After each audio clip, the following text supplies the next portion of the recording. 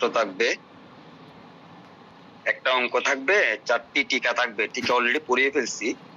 অঙ্কটা next class থেকে আমি অঙ্কটা শুরু করব। সবাইকে রিকোয়েস্ট করব খাতা কলম, পেন্সিল, রাবার সবকিছু রাখবেন, করবেন। তো আপনারা যারা পিডিএফ কালেকশন করেছেন তারা একটু একটু করে রিভিউ করবেন আর কি। এত বোঝার দরকার নাই, যতটুকু বুঝবেন ততটুকু, বাকিটা আমি ক্লাসে বুঝিয়ে দেব। তো এখানে প্রশ্ন থাকবে, বাকি যে অঙ্ক আর টিকা বাদ দিলে পরে আরো 3টা প্রশ্ন থাকবে। সেই প্রশ্ন উত্তর পর্বের মধ্যে প্রথম প্রশ্নটা চলছিল।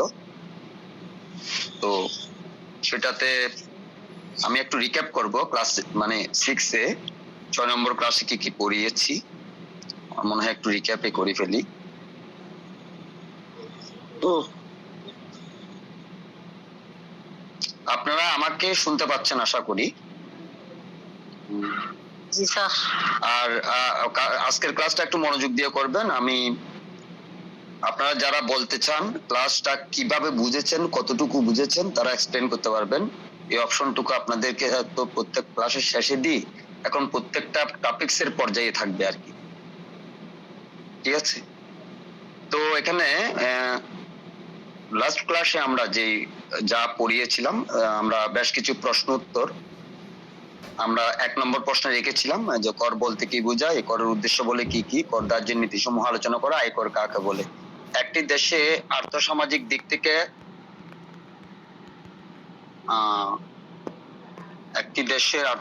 দিক থেকে আপনার আয়কর ধার্য করার গুরুত্ব আলোচনা করো। আয়কর বর্ষের সমস্যাগুলি চিহ্নিত করে একজন করদাতার উপর কিভাবে কর ধার্য করা হয়, এতটুকু পর্যন্ত পড়িয়েছিলাম। আজকে যে 3টা পড়াবো, বাংলাদেশ সরকারের আয়ের উৎসসমূহ কি কি, কর রাজস্ব আদায় বৃদ্ধির জন্য তোমার মতামত বর্ণনা করো, প্রত্যক্ষ পরোক্ষ করের পার্থক্য। এটা হচ্ছে 1 নম্বর প্রশ্ন থেকে পড়াবো। এরপর আরো কিছু দূর যাবো, সেটা আমরা 2য় নম্বর প্রশ্নে ব্যাখ্যা করব কি পড়াবো। যাই হোক, তো কর বলতে কি বোঝায়, আপনি কর বলতে কি বোঝায় সেটা তো আমরা লাস্ট ক্লাসে যেটা বুঝিয়েছি, সেটা হচ্ছে আমাদের কর হচ্ছে 2 রকম, একটা হচ্ছে আয়কর, একটা মূল্য সংযোজন কর, ঠিক আছে? তো কর হলো এমন একটি বিষয় যে একটি বাধ্যতামূলক আর্থিক পরিমাণ যা সরকার নাগরিকদের বা ব্যবসায়ীদের কাছ থেকে সংগ্রহ করে, সাধারণত সরকারি খরচ এবং উন্নয়নমূলক কার্যক্রমের জন্য। এবং এটা একটি এই ধরনের করেই পড়িয়েছিলাম, এবং যেটাতে আমরা করের ক্লাসিফিকেশন করেছিলাম আয়কর এবং মূল্য সংযোগ করে 2টা বিষয়ে। আয়কর এবং মূল্য সংযোগ কর কি জানেন আপনারা, ডাইরেক্ট ট্যাক্স এবং ইনডাইরেক্ট ট্যাক্স, ঠিক আছে? যেটা আয় থেকে দেওয়া হয় সেটা আয়কর, এবং যেটা পণ্য এবং সেবার উপর সেটা হচ্ছে মূল্য সংযোজন কর। করের উদ্দেশ্য বলি, মূল উদ্দেশ্য হচ্ছে সরকারের পরিচালনার জন্য, উন্নয়ন এবং জনসেবার জন্য, হ্যাঁ, এই সরকারের আয় উৎস হিসেবে কাজ করে, সামাজিক সেবা প্রদান, আর্থসামাজিক সমতা আনয়ন ইত্যাদি বিষয় হচ্ছে করের উদ্দেশ্য আর কি। কর ধার্যের নীতি, নীতি সমূহ পড়িয়েছিলাম, যেমন ন্যায়পরায়ণতা, নিশ্চয়তা, সহজবুদ্ধতা, নিরপেক্ষতা, রিটার্ন বাধ্যতামূলক, কর রিয়াত এবং প্রণোদনা, হ্যাঁ, ইত্যাদি বিষয় কর ধার্যের নীতিসমূহ ব্যাখ্যা করে আর কি। তারপরে এরপর আয়কর বলতে কি বোঝায় সেটা পড়িয়েছিলাম, যেমন আয় যদি হয় কোনো ব্যক্তি অর্থপ্রাপ্তির প্রত্যাশা নিয়ে তার প্রচেষ্টা দ্বারা যা উপার্জন করে, হ্যাঁ, পরিশ্রমের বিনিময়ে যে পারিশ্রমিক পায়, তাই আয় যদি আয় হয়, সেটার এগেনস্টে সেই আয়ের বিনিময়ে যেই কর, যে অর্থ সরকারকে প্রদান করে থাকে দেশ চালানোর উদ্দেশ্যে, হ্যাঁ, আপনার তাহলে সেটাই হচ্ছে আয়কর, ঠিক আছে? আয়কর, ওকে। এরপরে একটি আর্থসামাজিক দিক থেকে আয়কর ধার্য করার গুরুত্ব পড়িয়েছিলাম। সরকারি রাজস্ব আহরণ, সামাজিক ন্যায্যতা প্রতিষ্ঠা, উন্নয়নমূলক কর্মকাণ্ডে ব্যয় হয়, আর্থিক স্বনির্ভরতা অর্জনের জন্য, সুশাসন ও জবাবদিহিতা নিশ্চিতকরণ করার জন্য আপনার এই সমস্ত বিষয়ে একটি দেশে আর্থসামাজিক দিক থেকে আয়কর ধার্য করার গুরুত্ব আমরা আলোচনা করেছিলাম। তারপর আয়কর বর্ষের সমস্যাবলী, আয়কর বর্ষ এবং কর বর্ষের মধ্যে কিছু সমস্যাবলী আমরা চিহ্নিত করেছি। যেমন আমরা অর্থনৈতিক বছর এবং আয়কর বর্ষের অমিল, ঠিক আছে? আমরা যেটা ফিসক্যাল ইয়ার, সেটার অনেক সময় আয়কর ধার্য করার বর্ষটা অনেক সময় ডিফারেন্স হয়। এই ধরনের কিছু সমস্যা আমরা ফেস করি। আবার নতুন ব্যবসা বা প্রতিষ্ঠান শুরু হলে সমস্যা, আয়কর বর্ষ ও কর মূল্যায়নের বছরের বিভ্রান্তি, আঞ্চলিক ও আন্তর্জাতিক মানদণ্ডের সঙ্গে, যেমন বিশ্বের বিভিন্ন দেশে এন্ডিং ইয়ার ধরা হয় ডিসেম্বর এন্ডিং, কিন্তু আমাদের দেশে হচ্ছে জুন এন্ডিং, ঠিক আছে? যদিও ফাইন্যান্স কোম্পানিগুলো এখানে ডিসেম্বর এন্ডিং, কিন্তু অন্যান্য প্রাইভেট লিমিটেড কোম্পানিগুলো সাধারণত আপনার জুন এন্ডিং হয়ে থাকে। এই ধরনের কিছু জটিলতার আমাদের সম্মুখীন হতে হয়। এটাই হচ্ছে আমাদের আয়কর বর্ষের সমস্যাবলী। ঠিক আছে? যাই হোক, একজন আরেকটা প্রশ্ন করেছিল একজন করদাতার উপর কিভাবে কর ধার্য করা হয়। তো কিভাবে কর ধার্য করা হয় পয়েন্ট আকারে যদি বলি, একটু করদাতাকে শ্রেণীবিন্যাস করতে হবে প্রথমে।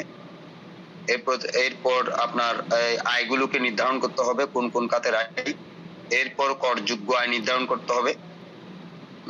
করযোগ্য আয় নির্ধারণ, তারপরে কর হার প্রয়োগ।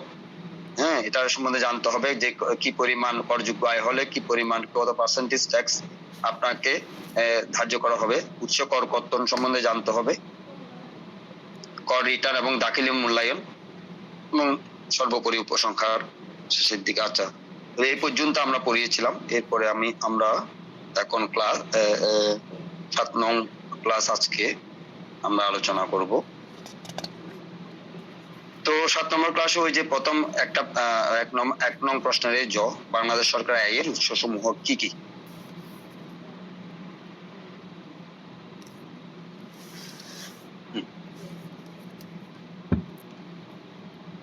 প্রশ্নটা কি, বাংলাদেশ সরকারের আয়ের উৎসসমূহ কি কি। আপনারা খেয়াল করবেন, আমি এই প্রশ্নের আলোকে আমি আপনাদেরকে হয়তো কিছু জানতে চাইবো, আপনারা যে যার মতো করে এক্সপ্লেন করবেন, সবকিছুরই গ্রহণযোগ্যতা থাকবে।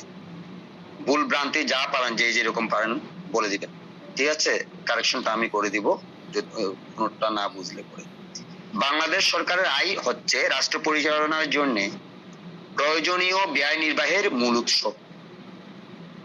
সংবিধানের 82 এবং 83 অনুচ্ছেদ অনুযায়ী সংসদের অনুমোদন ছাড়া কোনো কর আরোপ বা আদায় করা যাবে না। সরকারের আয় মূলত রাজস্ব আয় এবং অন্যান্য আয় এই দুই ভাগে বিভক্ত। আমাদের আসলে মূল আইনটা হচ্ছে কিন্তু মানে বাংলাদেশের সংবিধান। বাংলাদেশের সংবিধান হচ্ছে মানে আপনার সর্বোচ্চ আইন, যেখানে সুপ্রিম কোর্টও রয়েছে এবং দুটি বিভাগ আছে, হাইকোর্ট এবং আপিল বিভাগ। ঠিক আছে? সুতরাং এটা হচ্ছে সর্বোচ্চ আইন। সেই আইনের 82 এবং 83 অনুচ্ছেদেই বলা আছে সংসদের অনুমোদন ছাড়া কোনো কর আরোপ বা কর আদায় করা যাবে না। সরকারের আয় মূলত রাজস্ব আয় এবং অন্যান্য আয় এই দুই ভাগে বিভক্ত। তো রাজস্ব আয়টা কি? রেভিনিউ ইনকাম, যেটা কন্ট্রোল করে ন্যাশনাল বোর্ড অফ রেভিনিউ, জাতীয় রাজস্ব বোর্ড। এটি সরকার কর্তৃক নিয়মিতভাবে প্রাপ্ত আয়, যা আবার দুই ভাগে ভাগ করা যায়, কর ভিত্তিক আয়, অকর ভিত্তিক আয়। প্রশ্ন ছিল কি, বাংলাদেশ সরকারের আয়ের উৎসসমূহ কি। বাংলাদেশ সরকার প্রত্যেক আয়গুলো করে। তাহলে একটা হচ্ছে কর ভিত্তিক আয় মানে ট্যাক্স রেভিনিউ, আর একটা হচ্ছে অকর ভিত্তিক আয় মানে নন ট্যাক্স রেভিনিউ। তো ট্যাক্স রেভিনিউটা সরকারের সর্ববৃহৎ আয়ের উৎস হলো কর। এর মধ্যে রয়েছে আয়কর, ইনকাম ট্যাক্স, ব্যক্তি ও কোম্পানির আয়ের উপর আরোপিত কর, যেটা সেটাই আয়কর।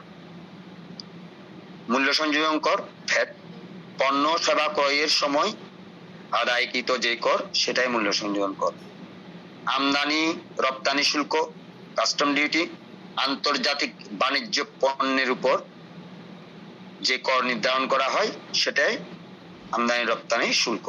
সম্পত্তি কর, ভূমি বা বাড়ির মালিকানার জন্য সরকারকে যে কর দিতে হয় সেটাই সম্পত্তি কর। স্ট্যাম্প কর, চুক্তিপত্র বা দলিল বৈধ করতে স্ট্যাম্পের মাধ্যমে যে কর পরিশোধ করা হয় সেটাই স্ট্যাম্প কর।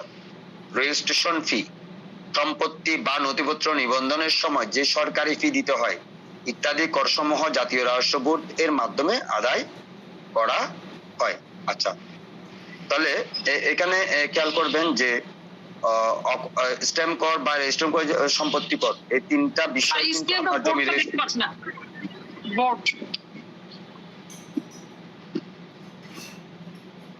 হ্যাঁ বুঝলাম না। মানে বোর্ড দেখা যাবে না, আপনি পড়াচ্ছেন একটা শীটটা দেখতে পাচ্ছেন, বাকিটা কি দেখতে পাচ্ছেন বোর্ডটা? জি স্যার, দেখা যাচ্ছে। তাহলে আপনি একটু কাইন্ডলি আপনার নেটটা একটু ক্লিয়ার করেন, নেটটা ক্লিয়ার করতেছি, রেস্টার্ট দেন বা কোনো একটা কিছু করেন, কমিউনিকেট উইথ রায়হান ভাই। তাহলে অকর ভিত্তিক আয়, লিঙ্ক নিয়ে আবার ঢুকলে ঠিক হয়ে যাবে। অকর ভিত্তিক আয় হচ্ছে নন ট্যাক্স রেভিনিউ। যেসব আয় কর ছাড়া আসে সেগুলোর মধ্যে রয়েছে কর ছাড়া, মানে এই যে ট্যাক্স রেভিনিউর বাইরে যেসব কর আসে। সরকারি সেবা প্রদানের ফি, যেমন আদালতে একটা কেস ফাইল করবেন, সেখানেও তো একটা ফি দিতে হয়। পাসপোর্ট আনতে গেলেন, সেখানে একটা ফি দিতে হয়। এটা অকর ভিত্তিক নন ট্যাক্স রেভিনিউর মধ্যে পড়ে। এটা কিন্তু আপনার ট্যাক্স না, এটা আপনাকে গভর্নমেন্টের সেবা দিচ্ছে, সেই সেবার বিনিময়ে আপনি ওনাদেরকে একটা ফি দিচ্ছেন। সুতরাং এটাও কিন্তু গভর্নমেন্টের একটা আয়, ওই যে সরকারের আয়। ঠিক আছে। সরকার মালিকানাধীন সংস্থার মুনাফা, যেমন ব্যাংক, বিমান হয়ে গেছে। আচ্ছা, খনিজ ও প্রাকৃতিক সম্পদের লিজ বাবদ আয়। খনিজ ও প্রাকৃতিক সম্পদে কোনো বড় ব্যবসায়ী প্রতিষ্ঠানকে যদি লিজ দেওয়া হয়, তো সেটার যে আয়, সেটাও কিন্তু সরকারি আয় হিসেবে পড়ে। জরিমানা বা আদালতের দণ্ডমূল্য ইত্যাদি।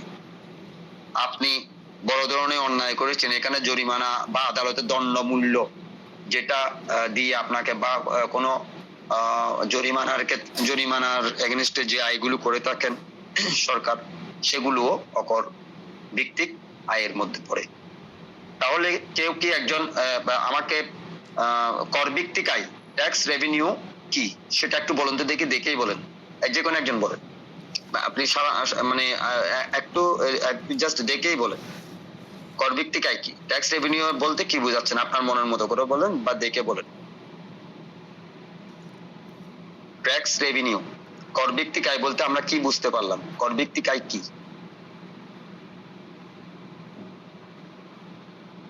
বাংলাদেশ সরকারের আয় উৎস সমূহ কি কি? ঠিক আছে, আমরা পড়ছিলাম বাংলাদেশ সরকারের আয় উৎস সমূহ কি কি। আমার মনে হয় একটু মানে আমাদের শ্রোতা এবং বক্তার মধ্যে যদি একটু কানেকশন থাকে, আমার মনে হয় একটু সুবিধা আর কি, বুঝছেন? তো আপনারা কেউ একজন প্লিজ একটু আমাকে বলেন যে ট্যাক্স রেভিনিউ কি। প্রশ্নের আলোকে না বলেন, আপনার মতো করে আপনি বলেন এটা দিয়ে কি বুঝতে পারলেন। কেউ একজন বলবেন, দেখে দেখে বলেন না। বাংলাদেশ সরকারের আয় উৎস সমূহ কি কি, কেউ একজন বলেন, 2 লাইন বলেন।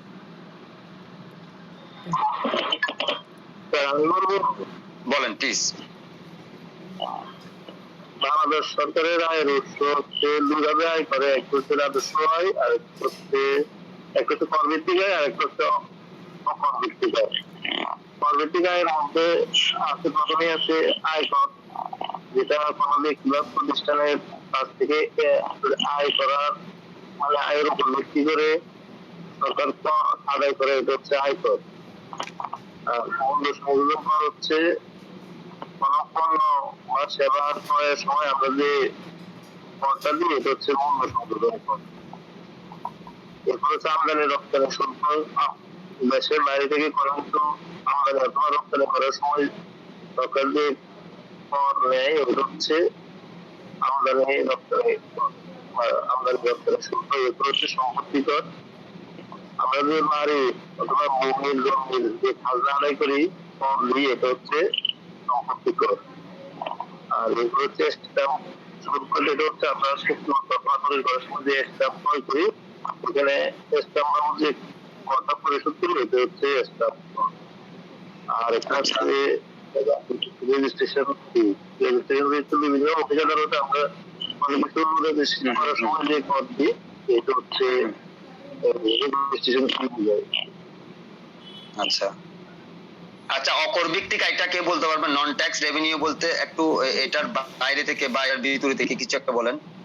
নন ট্যাক্স রেভিনিউ, নন ট্যাক্স রেভিনিউ স্যার, এটা হচ্ছে যে কর ছাড়া যে আয়গুলো সরকার হচ্ছে আসে, কর ছাড়া যে আয়গুলো আসে সেগুলো হচ্ছে যে অকর ভিত্তিক ট্যাক্স আয়। একটা উদাহরণ বলেন। যেমন হচ্ছে এটা আমরা সরকারি যে সেবাগুলো নিই, ধরেন আমরা হচ্ছে হসপিটালে যাচ্ছি বা স্কুল কলেজ মাদ্রাসায় যাচ্ছি, ওখানে হচ্ছে একটা হচ্ছে সরকারি যে প্রতিষ্ঠানগুলো আছে, ওখানে আমরা একটা হচ্ছে ফি দিচ্ছি, ওটা সরকারের হচ্ছে অকর ভিত্তিক কর। এরপর আমরা যে ব্যাংক, বীমা, তারপর হচ্ছে যে ইয়াগুলো আছে মালিকানাধীন সংস্থাগুলো আছে, ওটা থেকে হচ্ছে সরকার একটা হচ্ছে মুনাফা নেয়, ওটাও হচ্ছে অকর ভিত্তিক কর।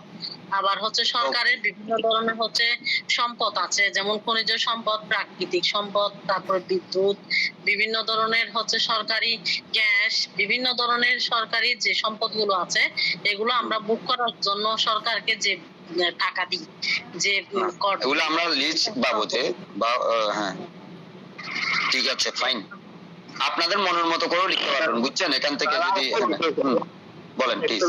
যে সরকার যে বিভিন্ন ইজারা দেন, এটা কি অকরভিত্তিক আয়ের মধ্যে পড়ে? রাইট, এটা অকরভিত্তিক আয়ের মধ্যে পড়বে। এটা তো কেউ একজন আয় করে তার উপরে ট্যাক্স দিচ্ছে না, এমন? এটা তো আপনি ব্যবসায়ীর খাতিরে আপনি লিজ নিচ্ছেন গভর্নমেন্ট থেকে, সুতরাং এটা অকরভিত্তিক। আপনি ব্যবসা করে তখন গভর্নমেন্টের আওতায় যে ট্যাক্সের আওতায়, এটা অন্য জিনিস, ঠিক আছে? কিন্তু আপনি যে লিজ দিচ্ছেন, লিজ বাবদে যেটা পাচ্ছে সেটা তো হচ্ছে অকরভিত্তিক, গভর্নমেন্ট যেটা পাচ্ছে। ক্লিয়ার? আচ্ছা, আরেকটা জিনিস বিষয় বলুন তো, এখানে মূল্য সংযোজন করের যেমন আয়করটা যদি, একটু টেকনিক্যাল প্রশ্ন করছি, আয়করটা যদি ব্যক্তি বা কোম্পানি নিজে দেয়, তাহলে মূল্য সংযোজন করটা, এটা যেহেতু ইনডাইরেক্ট ট্যাক্স, এটা কে দেয়? এই ট্যাক্সটা কে দেয়? আয়করটা যার আয় তিনি দেন ট্যাক্সটা, কেমন? তিনি রিটার্ন ফাইলিং করেন। তাহলে মূল্য সংযোজন করটা কে দেয়? পণ্য বা সেবার বিনিময়ে যেটা, এটা স্যার আমরা নিজেরাই দিই, বাদ পরোক্ষভাবে দিই। জনগণ দেয় স্যার এটা। না না, জনগণ তো দেয়, কিন্তু সরকারকে কে দেয়? সরকারকে জনগণ দেয়? সরকার কিভাবে এটা আমরা দিই, বাদ এটা পরোক্ষভাবে দেয়, ব্যবসায়ীদের মাধ্যমে যায়। ব্যবসা যারা আপনার কাছ থেকে আদায় করছেন, যেমন আপনি মিষ্টির দোকানে গেলেন, একে এক্সাম্পল বারবার বলি, এই একটা মিষ্টির দোকানে গেলেন, আপনি 160 টাকা দিলেন তাকে, 100 টাকার মিষ্টির দাম, 60 টাকা আপনার ব্যাট, তাহলে এই ব্যাটের টাকাটা কিন্তু তাকে দিয়ে দিচ্ছেন আপনি, সুতরাং ওই টাকাটা কিন্তু 60 টাকাটা দায়িত্ব কিন্তু ওই বিক্রেতার, মানে যিনি আপনার পণ্য, আপনি ভোক্তা যিনি, উনি দিচ্ছেন ঠিকই করটা, কিন্তু সরকারের কাছে কে দেয়? সরকারের কাছে দিচ্ছে কিন্তু বিক্রেতা দেওয়ার মানে এখানে আইনি বাধ্যকতা আছে। আর আয়করটা হচ্ছে আপনি নিজে দিবেন, ঠিক আছে? নিজেই আপনি দিবেন, ঠিক আছে? নিজে রিটার্ন ফাইল প্রসেসিং করবেন। ওকে, এরপর প্রশ্ন চলে যাই।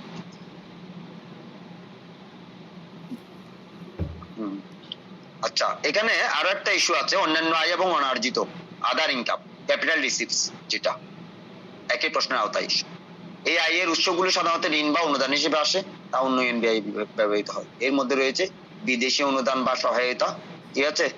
বিদেশি অনুদান করতে গেছে বিশ্ব ব্যাংক, IMF, ADB ইত্যাদি থেকে, বিদেশি ঋণ বা প্রকল্প ঋণ, দেশীয় ঋণ যেমন সঞ্চয়পত্র, ট্রেজারি বিল, সরকারের যখন তখন অর্থের প্রয়োজন পড়ে, তখন ট্রেজারি বিল বা সঞ্চয়পত্রের মাধ্যমে ওনারা সঞ্চয়পত্রের ইন্টারেস্টটা বাড়িয়ে দেন, তখন আপনারা সঞ্চয়পত্রে ইনভেস্টমেন্ট করেন, ঠিক আছে? এগুলোর মাধ্যমে সরকার অর্থ আহরণ করে থাকেন। সরকারি সম্পত্তি বা প্রতিষ্ঠান বিক্রি হয়, ঠিক আছে? অনেক সময় সরকারি মালা থাকে না, অনেক দিন যাবত পরে আছে, সরকারি সম্পত্তির কোনো প্রয়োজন পড়ে না, তখন এগুলির ক্ষেত্রেও কিন্তু সরকার একটা আয়ের উৎস তৈরি হয়। এগুলিকে বলে যে অন্যান্য আয় বা অনার্জিত উৎস, আদার ইনকাম বা ক্যাপিটাল রিসিভস। ক্যাপিটাল রিসিভ বলতে সম্পত্তি বিক্রি।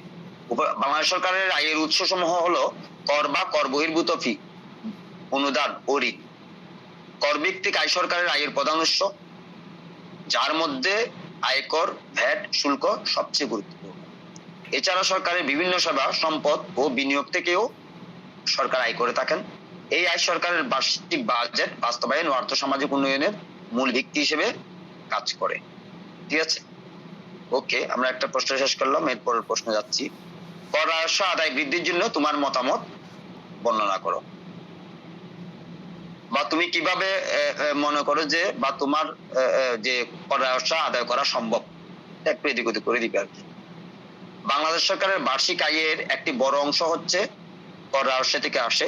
এই অর্থ দিয়ে রাষ্ট্র পরিচালনা, অবকাঠামো উন্নয়ন, শিক্ষা, স্বাস্থ্য, সামাজিক নিরাপত্তা ও প্রতিরক্ষা খাতে ব্যয় করা হয়। তবে বর্তমান বাস্তবতায় দেশে কর জালের আওতায় জনসংখ্যার হার অত্যন্ত কম, তাই কর রাজস্ব আদায় বাড়ানোর জন্য কিছু বাস্তবসম্মত ও কার্যকরী পদক্ষেপ গ্রহণ করা জরুরি। যে দুজন বলেছেন ওই দুজনের বাইরে অন্য কেউ একজন বলবেন, এটা একটু ভালো করে খেয়াল করেন। কর সচেতনতা বৃদ্ধি, করদাতাদের মধ্যে কর প্রদানের গুরুত্ব ও দায়িত্ব সম্পর্কে সচেতনতা বাড়াতে গণমাধ্যম সামাজিক যোগাযোগ মাধ্যম ও শিক্ষা প্রতিষ্ঠানে প্রচারণা জোরদার করতে হবে। কর ব্যবস্থার ডিজিটাল রূপান্তর, কর ফাইলিং, মূল্যায়ন ও পরিশোধ পদ্ধতি অনলাইনে সহজ ও স্বচ্ছ করতে হবে, যাতে সাধারণ মানুষ সহজে কর দিতে আগ্রহী হয়। করজাল সম্প্রসারণ, যেসব ব্যক্তি বা প্রতিষ্ঠান আয়কর যোগ্য হলেও কর দেন না, তাদের শনাক্ত করে করজালের আওতায় আনা অত্যন্ত জরুরি। এতে করদাতার সংখ্যা বাড়বে। তো একটা সাম্প্রতিক তথ্য দিচ্ছি, 2024 সালে আমাদের দেখা যাচ্ছে আমাদের যে রিটার্ন সাবমিট টিন সার্টিফিকেট আছে প্রায় 1,02,00,000 লোকের, 2 থেকে একটু বাড়তি হবে, বর্তমানে এটা বাইরে গেছে, কমতি নাই।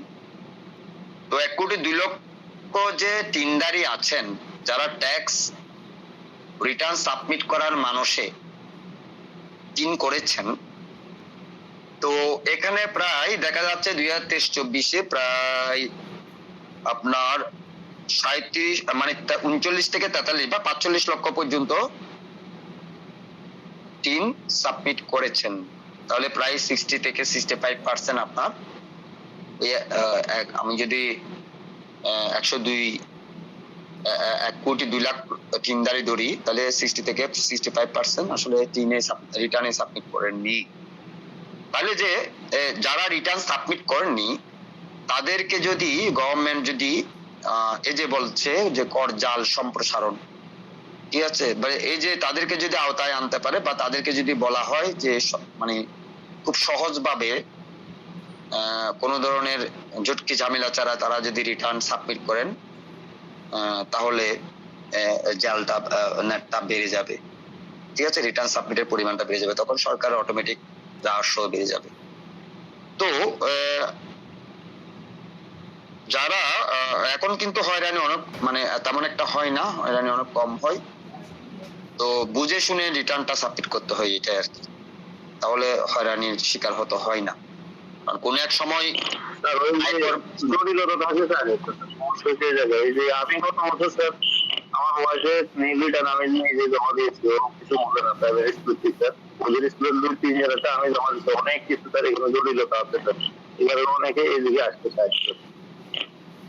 এখানে আসলে জটিলতা মানে কি, যারা আসলে জানেন যে ওনার আয়টা কি, ব্যয়টা কি, ওনার নেটওয়ার্থ কি, সম্পত্তি কি এবং কর আইন সম্বন্ধে যদি অভিজ্ঞতা রাখে, ওনারা হয়তো দিতে পারবেন। কিন্তু এটার তো কিছু কনসিকুয়েন্স ব্যাপার স্যাপার আছে। তো যেমন এটা হলে এটা হবে, এটা হলে এটা হবে, আপনি যদি সুদূর প্রসারে চিন্তা করেন, তাহলে একজন অভিজ্ঞ লোকের মারফতে দেওয়াটাই আমি সমীচীন মনে করছি। উনি হতে পারেন কোনো যারা যারা কি যারা এটার জন্য যারা নিবন্ধিত আর কি। তো যাই হোক, এখন এটা হচ্ছে যে আসলে আপনাকে এটা জানতে হবে, আপনার যে সরকার গভর্নমেন্ট যে 53 সেক্টরে আপনাকে বেনিফিট গুলো দিচ্ছে, যেমন আপনি কতগুলো খাতে আপনাকে ব্লক করে দিচ্ছে। যেমন আপনি জমি রেজিস্ট্রি করতে যান, আপনি যদি সম্পত্তির ক্রেতা হন অথবা বিক্রেতা হন, আপনাকে রিটার্ন সাবমিট করতে হবে, এবং সেক্ষেত্রে পিএসআর দাখিল, পিএসআর বলতে proof of submission of return, যেটাকে বলছে government proof of submission of return, যদি আপনার অর্থাৎ proof of submission of return বলতে আপনার যদি রিটার্ন অ্যাকনলেজমেন্ট কপি এবং আপনার ইনকাম ট্যাক্স এর কপি অথবা নির্দিষ্ট সার্কেলের কর্মকর্তার ইস্যুকৃত কোনো সার্টিফিকেট যদি আপনি যদি দেখাতে না পারেন ওই সমস্ত খাতে, আপনি ওই সেবাটা থেকে বঞ্চিত হবেন, ঠিক আছে। মানে জমি ক্রয় বিক্রয় করতে পারবেন না, এবং অনেকগুলো খাত আছে আপনি এগুলো মানে সেবাগুলি পাবেন না। তাহলে সেক্ষেত্রে আপনাকে ধীরে ধীরে কিন্তু এইসব ক্ষেত্রে কিন্তু আপনাকে নলেজ রাখতে হবে এবং রিটার্ন সাবমিট করার বিষয়ে আপনাকে খুব অ্যাওয়্যার হতে হবে। তো যাই হোক, আমরা পড়ছিলাম রাজস্ব আদায় বৃদ্ধির জন্য তোমার মতামত। কর হারে ভারসাম্য রাখা, অর্থাৎ অত্যধিক কর হার নিরুৎসাহিত করে। আপনি যখন কর হারটা ট্যাক্সের রেটটা যখন বেড়ে যাবে, তখন আপনি মানে আপনি কি হবেন, আপনি না তাহলে তো মানে ট্যাক্সের যদি আমি এখন দিচ্ছি না, ঠিক আছে আগে দিচ্ছি না, কিন্তু আমি দিতে গেলেই তো এত টাকা, আমি কিভাবে আমি আয় ব্যয়ের সাথে সামঞ্জস্যতা রাখতে পারবো না, তার চেয়ে বরং আমি চুপচাপ মেরে থাকি। এই ধরনের মনমানসিকতা কমে যাবে যদি অত্যধিক কর হার নিরুৎসাহিত করে অনেক সময়, ঠিক আছে? তাহলে সেক্ষেত্রে গভর্নমেন্ট কি করবেন যে করের হারটা একটু মানে যেন ইয়ের মধ্যে থাকে, সহনশীল হয়, সেদিকে খেয়াল রাখবেন। তাই কর হার যৌক্তিক ও পর্যায়ক্রমিক হওয়া উচিত, যাতে কর প্রদানে আগ্রহ বাড়ে। যেমন আমি যদি উদাহরণস্বরূপ বলি, এখানে অর্থ আইন বলবো না, এখন অর্থ অধ্যাদেশ বলবো। রিসেন্টলি বাজেটের যে বাজেটে আমরা জানি যে বাজেটে যে অর্থ বিলটা থাকে সেটা হচ্ছে পাস করার আগে, বাজেটটা যখন অ্যাপ্রুভ হয় না তার আগে আমরা অর্থ বিল বলি, এর পাস হয়ে গেলে এটাকে অর্থ কি বলি, অর্থ আইন বলি। অর্থ আইন বলে একটা কথা আছে, যেখানে রাজস্ব আইন, রাজস্ব সম্পর্কিত সমস্ত ইনফরমেশন আপনি ওখানে পাবেন। তো এখানে আমরা এখন যে অর্থ আইন সেটাও বলবো না, এখন যেহেতু প্রেসিডেন্ট দ্বারা স্বাক্ষরিত, তখন এটাকে আমরা কি বলবো বলুন তো? অর্থ আইনের পরিবর্তে এটাকে কি বলবো? অর্থ অধ্যাদেশ বলবো। অর্থ অধ্যাদেশ 2025, যেটা সেখানে বলা হচ্ছে যে এখন ট্যাক্স টু ইনকাম যেটা 25-26 ফিনান্সিয়াল ইয়ার থেকে কার্যকর হবে, যে জুলাই থেকে, জুলাই চলে আসছে অলরেডি। এখন থেকে ট্যাক্স যেটা যারা জব করেন তাদের কাছ থেকে স্যালারি পারপাসে গভর্নমেন্ট কি করছে, ট্যাক্স টু ইনকাম করে দিছে। আগে যেটা 3,50,000 টাকা ছিল সেটা 3,75,000 টাকা করে দিছে। তো আপনারা খেয়াল করবেন যে এটা 3,75,000 টাকা পর্যন্ত করযোগ্য আয় থাকলে আপনাকে আর কর দিতে হবে না, ঠিক আছে? কিন্তু এটা যেটা হয়েছে যে 3 লাখ টাকা পর্যন্ত, পরবর্তী ধাপে 3 লাখ টাকা পর্যন্ত যেটা 10% করে দিছে, যেটা আগের বার যে 1 লাখ টাকা 5% ছিল সেটা এখন এখানে তুলে দিছে। সেটা তুলে দিয়ে এটা কি করছে, এবছর থেকে এটা 3 লাখ টাকার উপর 10%, এবং এরপরে 4 লাখ টাকার উপর 15%, তারপরে 5 লাখ টাকার উপরে 20%, এভাবে করে করে আপনার 30% পর্যন্ত, ঠিক আছে? তো এখানে যে ট্যাক্স ফ্রি কথাটা বলা আছে, ট্যাক্স ফ্রি ইনকাম 3,75,000 টাকা, তো এখানে যেটা বলছে যে কর হারে ভারসাম্য রাখা, অর্থাৎ অত্যধিক কর হার নিরুৎসাহিত করে। অত্যধিক কর হার অনেক সময় কি করে, নিরুৎসাহিত করে। কিন্তু আপনার কর হারটা যদি কমে তো জনগণ আসলে দিতে চায়। তো বিভিন্নভাবে প্রস্তাব সরকারের কাছে যাচ্ছে। সরকার তো বাজেট প্রণয়ন তো সবাইকে নিয়েই করেন, যারা আছেন তারা প্রস্তাবনাগুলো দিচ্ছে, ট্যাক্সের রেটও কমাতে বলতেছে। ধীরে সুস্থে হয়তো সরকার এটা নিয়ে আরো ভাববে। আমরা সাধারণ জনগণ হিসেবে এটা আমাদের কাম্য। কর আদায়ে জবাবদিহিতা ও স্বচ্ছতা। কর আদায়ের অর্থ যেন জনকল্যাণে ব্যয় হয়, সেই বিষয়ে স্বচ্ছতা নিশ্চিত করতে হবে। এতে জনগণের আস্থা বাড়বে, স্বতঃস্ফূর্ত কর প্রদান করবেন। আপনি একজন জনগণ হয়ে আপনি গভর্নমেন্টকে যে ট্যাক্স দিবেন, আপনি স্বতঃস্ফূর্তভাবে ট্যাক্স তখনই দিবেন যখন দেখবেন আপনার করের টাকায় গভর্নমেন্ট যথাযথভাবে ওনাদের অবকাঠামোগত উন্নয়ন, শিক্ষা, সামাজিক যোগাযোগ সবকিছু মিলিয়ে ওনারা কার্যক্রমগুলো খুব ভালোভাবে পরিচালনা করছেন। উচ্চ কর কর্তনের কার্যকারিতা বাড়ানো। যেসব খাতে উচ্চ কর আদায় হয়, যেমন ব্যাংক, বেতন, ঠিকাদারি, সেখানে নিয়ন্ত্রণ ও নজরদারি আরো জোরদার করতে হবে। পড়ছিলাম প্রশ্নটা কি, কর রাজস্ব আদায় বৃদ্ধির জন্য তোমার মতামত। অর্থাৎ এখানে আপনারা জানেন যে উচ্চ কর কর্তন, টিডিএক্স, ট্যাক্স ডিডাকশন এট সোর্স, অর্থাৎ আপনি যে জব চাকরি করে বেতন পাচ্ছেন নিয়োগকর্তার কাছ থেকে, বেতন পরিশোধের সময় নিয়োগকর্তা আপনার কাছ থেকে যে ট্যাক্সটা কেটে রাখছেন সেটাকে উচ্চ কর কর্তন বলা হচ্ছে বেতন পরিশোধের সময়কালে। এই ট্যাক্সের যেই ডিডাকশন, যে কর্তৃত করের যেই আপনার যে অ্যামাউন্টটা, সেটা বছর শেষে আপনাকে একটা সার্টিফিকেট আকারে ওই নিয়োগকর্তা আপনাকে দিবেন, এবং যেটা দিবেন সেটা আপনি যে বাৎসরিক যে রিটার্নটা সাবমিট করেন সেখান থেকে আপনার যে পরিশোধকৃত টাকাটা টিডিএস বা উচ্চ কর কর্তন, সেটাকে বাদ দিয়ে সেটাকে কনসিডারেশনে এনে আপনি রিটার্নটা সাবমিট করবেন। যাই হোক, এই যে বলছে যে উচ্চ কর কর্তনের যে ইস্যুটা, এখানে যেন উচ্চ কর কর্তনের কার্যকারিতা, অর্থাৎ এটার জন্য অ্যাক্টিভিটিসটা বাড়ে, তাহলে সরকার অনেক রাজস্ব আদায় করতে পারবেন। এটা হচ্ছে আপনার মতামত। উপসংহার: কর রাজস্ব আদায় বাড়ানো একটি জাতীয় অগ্রাধিকার। এর মাধ্যমে দেশের অর্থনৈতিক ভিত্তি মজবুত হয় এবং আত্মনির্ভরতা অর্জন সম্ভব হয়। তাই কর আদায় ব্যবস্থাকে আধুনিক ও ন্যায্য ও সহজ করে ভাবে গড়ে তুলতে হবে, যাতে জনগণ স্বতঃস্ফূর্তভাবে কর প্রদান করে এবং রাষ্ট্র উন্নয়নের পথে আরো এগিয়ে যেতে পারে। একজন প্লিজ বলেন যে আপনি কিভাবে প্রস্তাব করবেন কর রাজস্ব আদায় বৃদ্ধির জন্য সরকারকে, বা আপনার মতামতটা কিভাবে ব্যাখ্যা করবেন, কয়েকটা এখান থেকে দেখে বলেন বা আপনার মনের মতো করে বলেন। কেউ একজন বলেন প্লিজ, আগে যে দুজন বলছেন ওই দুজনের ব্যতিক্রমকে বলেন।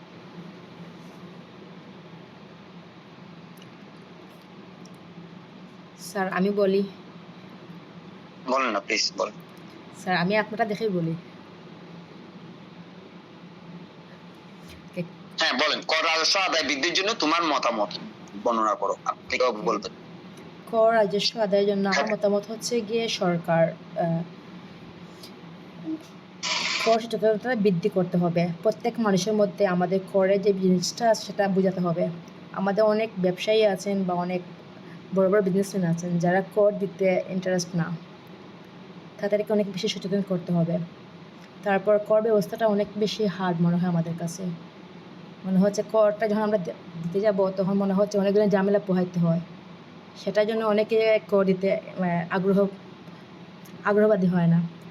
তারপরে অনেক সময় হচ্ছে করের মধ্যে আমরা যখন কর দিতে যাই অফিসের মধ্যে, তখন অনেকগুলো এসে দালালের মাধ্যমে অনেক বেশি ধোঁকাবাজি শিকার হতে হয়। আর পারতেছে না। আচ্ছা, আর কেউ বলবেন? সুন্দর বলেছেন তো। আপনি দুইটা পয়েন্ট করেছেন, দুইটা আপনি আপনার এই কথাগুলোকে যদি কোট করি, একটা হচ্ছে আপনার নেট সম্প্রসারণের কথা বলছেন, যেটা এখানে বলা আছে কর জাল সম্প্রসারণ করতে হবে। সেটা জাল সম্প্রসারণ করতে হলে নট অনলি শুধু যে যারা আসলে ওই যারা আপনার বেতনভোগী কর্মচারী তাদেরকে নেট জাল সম্প্রসারণ করলে হবে না, তাহলে কোথায় সম্প্রসারণ করতে হবে, যে ব্যবসায়িক পর্যায়েও করতে হবে। ঠিক আছে, যেটা ব্যবসায়িক পর্যায়ে করতে হবে, যে বিভিন্ন প্রতিষ্ঠানগুলো যে প্রপার্টরশিপ হোক বা আপনার যে এই লিমিটেড কোম্পানি, ঠিক আছে, এদেরকে লিমিটেড কোম্পানিগুলো তো আসলে দেন, বুঝছেন, রিটার্ন সাবমিট তাদের বাধ্যতামূলক, নাহলে তো তারা আবার ওই যে রেজিস্টার অফ জোন স্টক কোম্পানিতে তাদের রিটার্ন ফাইলিং করতে হয়, তো সেক্ষেত্রে তারা তারা দেয়। কিন্তু ব্যবসায়ী, অন্যান্য ব্যবসায়ী যারা আছে প্রপার্টরশিপ, ঠিক আছে, তো তাদেরকেও এই মানে রিটার্ন সাবমিটের ক্ষেত্রে এগিয়ে আসতে হবে, তাহলে পরে কর জাল সম্প্রসারণের কথা বলেছেন। আরেকটা ইস্যু বলেছেন আপনি, যে আপনার অনেক সময় হয়রানির শিকার হন, যেটা দালালকে আসলে ওই শুনেন, এটা কিন্তু ওই আদালত না, কর্পোরেশন, ওখানে তেমন একটা দালাল থাকে না, বুঝছেন, এটা আমাদের ভুল ধারণা, ওখানে তেমন একটা দালাল থাকে না।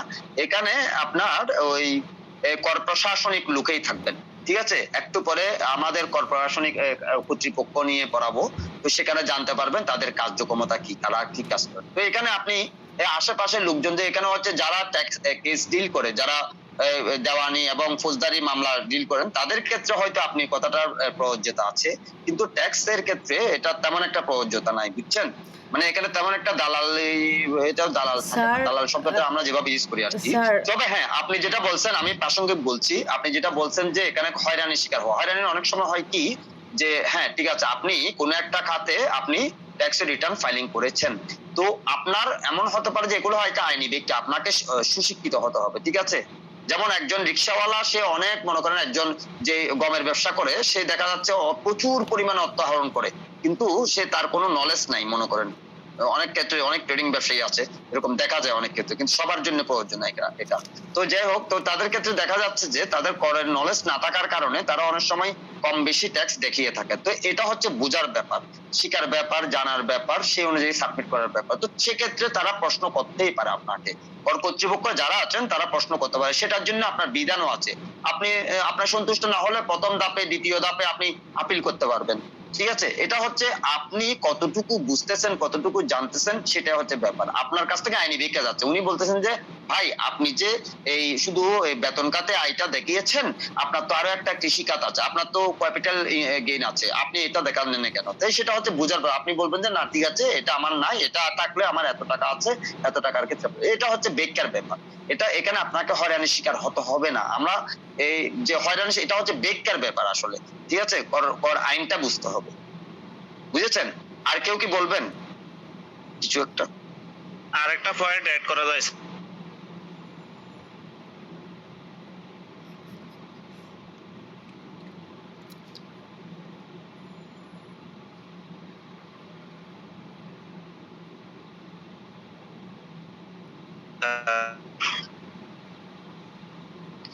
এটা অলরেডি গভর্নমেন্ট একটা ডিসিশন নিয়েছেন, আপনার গভর্নমেন্টের কাছে যেতে হবে না, রিসেন্ট একটা ডিসিশন হয়েছে খুব সম্ভবত, তারা একটা কমিটি গঠন করে দিয়েছেন, তারা আপনার কাছে গিয়ে ট্যাক্সটা আদায় করে দেবেন, ঠিক আছে? তা আপনার যেতে হবে না, মানে তারাই আপনাকে সহায়তা করবে। এখানে জরিমানার ব্যাপার না, আসলে প্রথমত বুঝে আনাইতে হবে। আমি ওই দিকে যাব না, আমি বলবো না যে কাউকে কোনো জরিমানা আরোপ করা বা ভয়ভীতি সৃষ্টি করা এটা সমীচীন হবে বলে আমি মনে করি না। আমি মনে করি যে মানে সাম্যবাদে বিশ্বাসী, বুঝছেন? মানে একটা কথা আছে, মেরেছিস কলসির কানা, তাই বলে কি প্রেম দিব না, বুঝছেন? বললাম আর কি, মানে আপনি আঘাত করেছেন তাই বলে আপনি প্রেম পাবেন না তা তো না, ঠিক আছে? আমি ব্যাপারটা হচ্ছে এরকম যে এটা হচ্ছে দেশটা সবার, ঠিক আছে? দেশটা সবার, এই দেশটা সবাইকেই উদ্ধার করতে হবে, সেটা হচ্ছে সাবলীল ভাবে আসতে হবে। সাবলীল ভাবে আসলে এটার গ্রহণযোগ্যতা খুব বেশি থাকে, ঠিক আছে? আমি বুঝাবো আপনাকে, আমি আপনাকে ওয়েলকাম করে নিয়ে আসবো। আমার যদি মানে কর কর্তৃপক্ষ কি করবে, ওয়েলকাম করবে, আপনাকে বুঝাবে, আপনাকে জানাবে, আপনাকে এক্সপ্লেন করবে, আপনাকে ভয়ভীতি দেখাবে না, ঠিক আছে? এটাতে কিন্তু আমার মনে হয় কর মানে আপনি যে দৃষ্টিকোণ থেকে বলেছেন, আমি অন্য একটা দৃষ্টিকোণ থেকে বলছি। আমি বলছি ওদেরকে খুব সহজ ভাবে, বন্ধুসুলভ ভাবে, ঠিক আছে, একেবারে আন্তরিক ভাবে গিয়ে আমার মনে হয় ব্যাখ্যাগুলি করলে এটাতে গ্রহণযোগ্যতা আমার মনে হয় বাড়বে বই কমবে না, ঠিক আছে? আর কেউ কি বলবেন? আমরা মনে হয় এর পরের প্রশ্নে চলে যাই।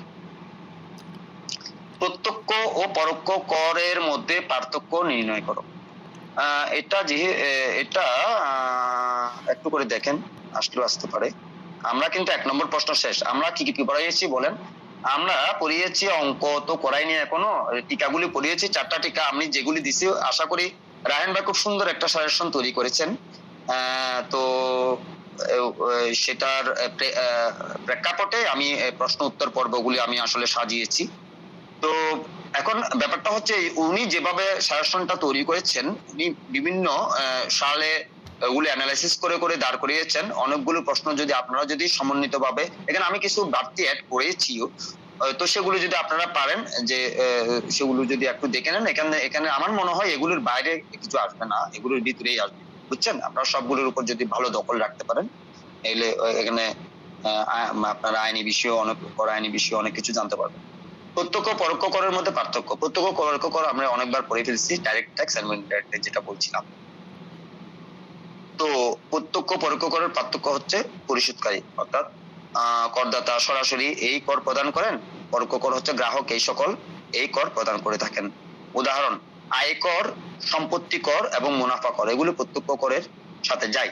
মূল্য সংযোজন কর এবং আমদানি শুল্ক, বিক্রয় কর, ঠিক আছে, এগুলো হচ্ছে পরোক্ষ কর, ঠিক আছে? এগুলো হচ্ছে আপনাকে দিতে হবে না, কে দিবে?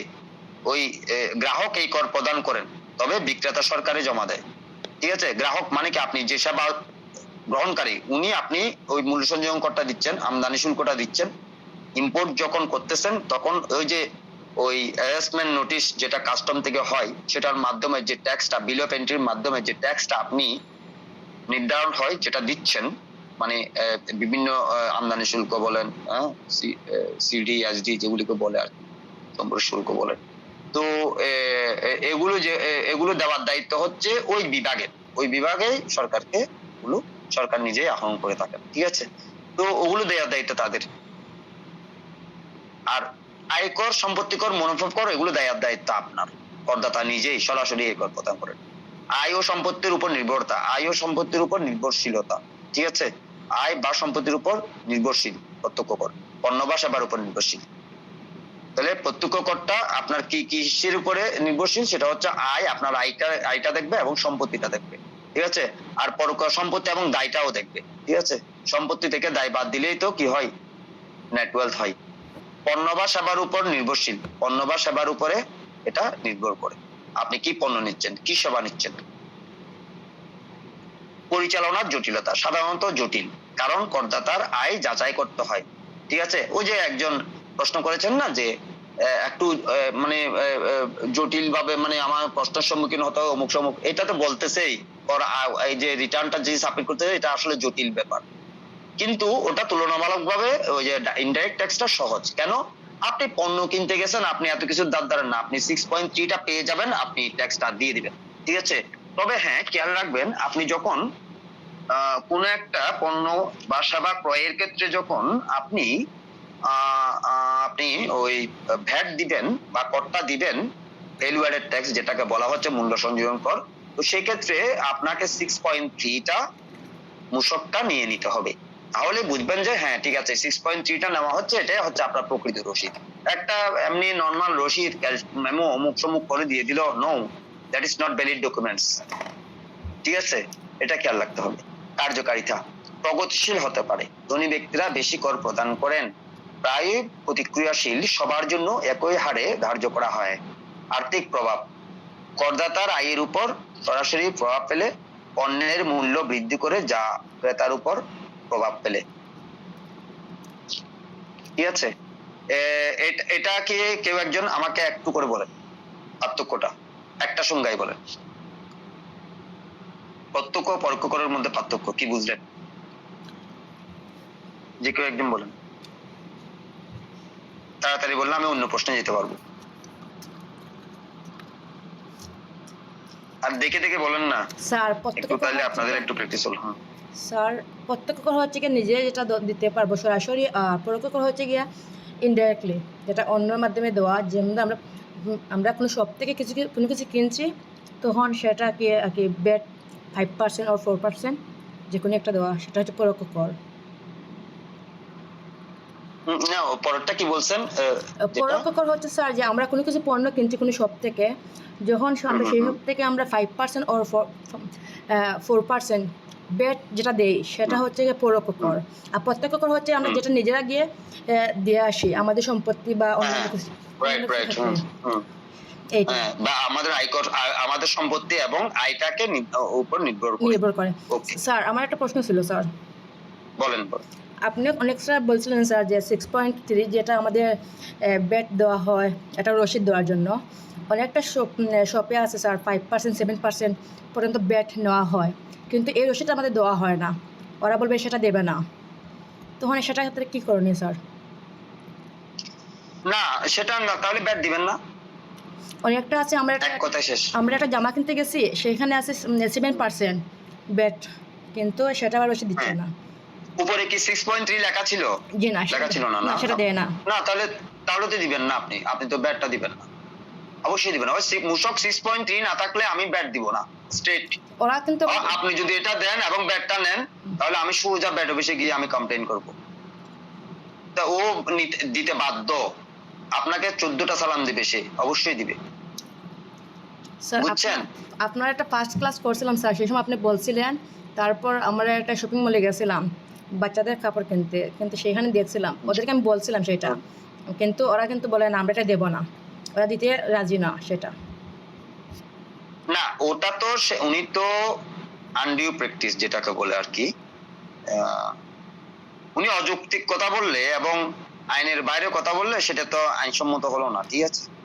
আপনি যেটা চাচ্ছেন সেটা ভেরি যৌক্তিক, এবং এটা তো আপনি আইনের কথা বলছেন, এবং যে সেই যদি আইন লঙ্ঘন করে যদি কিছু একটা করে, তো ওনাকে আপনি কিভাবে ট্যাকেল করবেন ইনস্ট্যান্ট, সেটা তো আমি বলবো না, সেটা আপনার কাছে হাতেই আছে। প্রথম জিনিস সেটা হচ্ছে আপনি জানেন যে উনি আপনাকে মূসক 6.3 দিচ্ছেন না, আপনি প্রথমে যেটা করবেন সেটা হচ্ছে আপনি ব্যাটটা পরিশোধ করবেন না, ব্যাট ছাড়া নেন আমার, এটা হচ্ছে প্রথম কথা।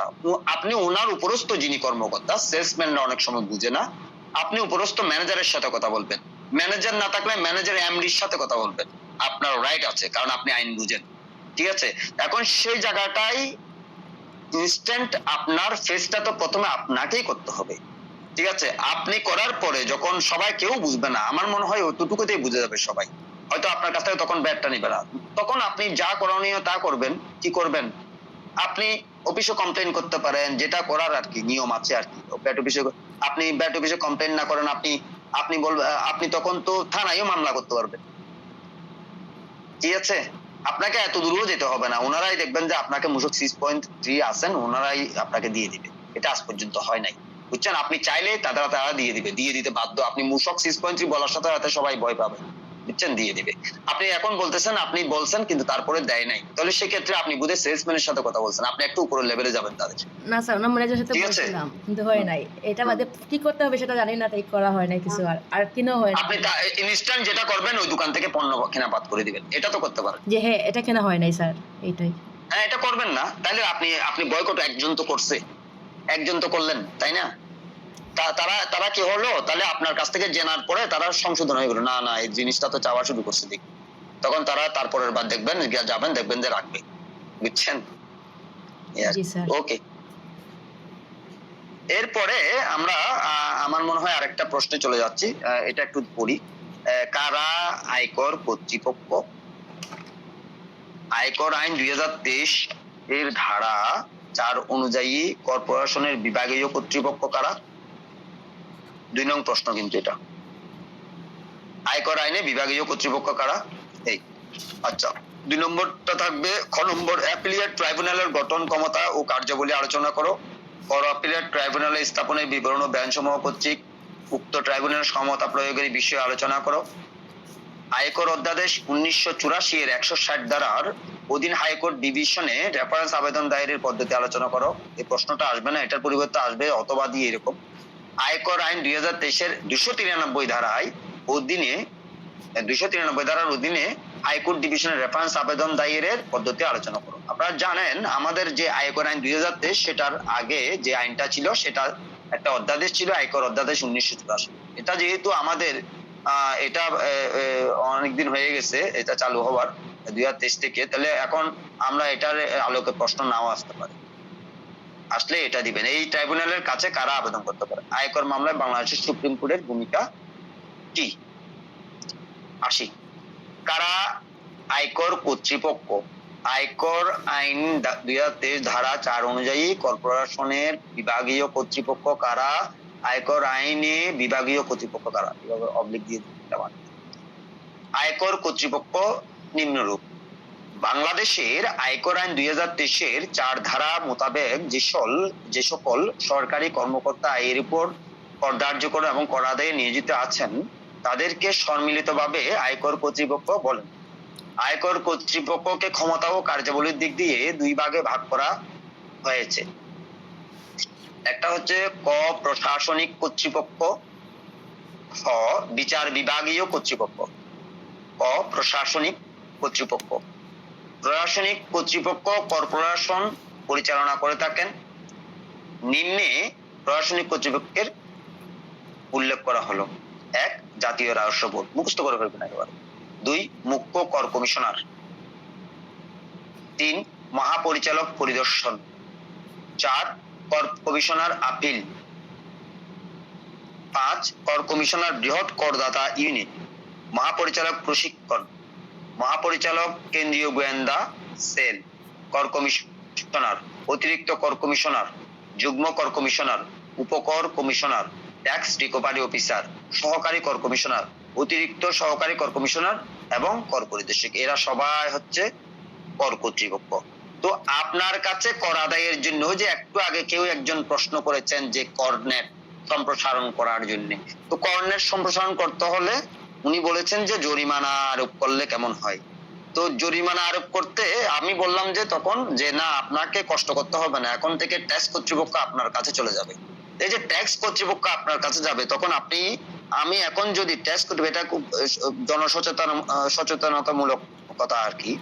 অনেকে কিন্তু ট্যাক্স কর্তৃপক্ষের নাম দিয়ে বাইরে কিছু অন্য লোক আপনার কাছে গিয়ে বলে যে আমি ট্যাক্স অথরিটি থেকে আসছি, আপনি দরজা খুলেন, এই সেই। এটা করলে বি কেয়ারফুল, সাবধান।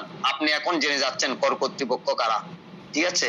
তাদের আইডি কার্ড চাইবেন তখন যে আপনি কে, তখন আপনি তো বুঝবেন। এখন সে মনে করেন কর পরিদর্শক, সে এখানে লিখলো যে মনে করেন এমন একটা শব্দ লিখলো যেটা এই কর্তৃপক্ষের সাথেই যাচ্ছে না, তখন আপনি বুঝে ফেলবেন সে কি আসলে কি কর কর্তৃপক্ষের কেউ নাকি বাইরে আপনাকে মানে কিছু করতে আসছে, বুঝছেন? অবৈধ কিছু কথা, তো তখন বুঝে ফেলবেন। তো সো বি কেয়ারফুল, আপনার কর কর্তৃপক্ষ কে আপনি এই আইডি কার্ড গুলো দেখে নিবেন। এর আগে আপনাকে বলবে তখন যে হ্যাঁ ঠিক আছে, আমি যে কারোর সাথে একটা অ্যাপ্রোচিং করার আগে খেয়াল করবেন, ওনার সাথে নিজের পরিচয়টা দিবেন, ওনার পরিচয়টা আগে নিবেন, এটা নিয়ম আর কি একজন সচেতন নাগরিকের। তো যাই হোক, তো এরপরে যাচ্ছে যে আরেকটা প্রশ্ন, সেটা হচ্ছে আয়কর আইনে বিভাগীয় কর্তৃপক্ষ কারা। তাহলে এটা হচ্ছে প্রশাসনিক কর্তৃপক্ষ, বিভাগীয় কর্তৃপক্ষ। বিচার আয়কর আইন 2023 বিচার বিভাগীয় কর্তৃপক্ষ সম্পর্কে বলা হয়েছে। বিচার বিভাগীয় কর্তৃপক্ষের প্রধান কাজ হলো আয়কর সংশ্লিষ্ট বিচার বিভাগীয় কাজ সম্পাদন করা। বিচার বিভাগীয় কর্তৃপক্ষ হলো আপিলেট ট্রাইব্যুনাল, কর কমিশনার আপিল, আপিলেট অতিরিক্ত কর কমিশনার এবং আপিলেট যুগ্ম কর কমিশনার। তো আমরা ভালো করে খেয়াল করেন, আমরা যখন একটা ট্যাক্স রিটার্ন ফাইলিং করি তখন আমাদের ওই ফাইলটা এবার এখানে আসে এই যে এখানে লিখছি না উপকর কমিশনার, এই উপকর কমিশনার থেকে এই পর্যন্ত, ঠিক আছে। তো এই যে উপকর কমিশনার আপনার ফাইলটা কি করেন, মানে ওটা অ্যাসেসমেন্ট করে আপনাকে দিয়ে দিচ্ছেন। এখন আপনি যদি ওটাতে যদি সন্তুষ্টি না হন, অসন্তুষ্টি প্রকাশ করেন, উনি কিন্তু অনেক সংশোধন করার জন্য আপনাকে সুযোগ দিবেন, ঠিক আছে। তো এটাও তো যদি আপনি সন্তুষ্ট না হন, তখন আপনি প্রথম ধাপে একটা আপিল করতে পারবেন। কার বরাবরে? যুগ্ম কর কমিশনার, অতিরিক্ত কর কমিশনার, ঠিক আছে, তারপরে এবং কমিশনার, ঠিক আছে, ওনাদের বলে প্রথম ধাপে আপনি একটা আপিল করতে পারবেন। এখন প্রথম ধাপে আপিল করতে মনে করেন এখন তারাও সমাধান দিতে পারলো না আপনাকে, তখন আপনি কর আপিলেট ট্রাইব্যুনালে যেতে পারবেন। এই যে আপিলেট ট্রাইব্যুনালে যেতে পারবেন, ঠিক আছে। তো আপিলেট ট্রাইব্যুনালে যখন আপনাকে যদি সমাধান দিতে না পারে, তখন ডাইরেক্ট হাইকোর্টে, ওই আপনার সুপ্রিম কোর্টে আপনার, ঠিক আছে, চলে গেলেন, ঠিক আছে। সো দ্যাট এবার বলেন যে এই বিষয়টা কারা আয়কর কর্তৃপক্ষ? কেউ একজন বলেন কারা আয়কর কর্তৃপক্ষ? স্যার আমি বলি? বলেন। আপনি কি আগে কিছু বলেছেন? আগে তো বলেন নাই, না বলেন। জি স্যার, না আগে কিছু বলি নাই স্যার। বলেন না ভাই, বলেন প্লিজ। জাতীয় রাজস্ব বোর্ড, মুখ্য কর কমিশনার, মহাপরিচালক পরিদর্শন, কর কমিশনার আপিল, কর কমিশনার বৃহৎ করদাতা ইউনিট, মহাপরিচালক প্রশিক্ষণ, মহাপরিচালক কেন্দ্রীয় গোয়েন্দা সেল, তারপর কর কমিশনার, অতিরিক্ত কর কমিশনার, যুগ্ম কর কমিশনার, উপকর কমিশনার, সহকারী কর কমিশনার, ট্যাক্স রিকভারি অফিসার, অতিরিক্ত সহকারী কর কমিশনার এবং কর পরিদর্শক। উপকর কমিশনারকে আমরা যে ওই রিটার্নটা সাবমিট করে দিচ্ছেন, তো উপকর কমিশনারকে আপনি ইংলিশে কি বলেন? মানে আমরা বলি যে ডিসিটি বলি না, ডিসিটি সংক্ষেপে ডেপুটি কমিশনার অফ ট্যাক্সেস।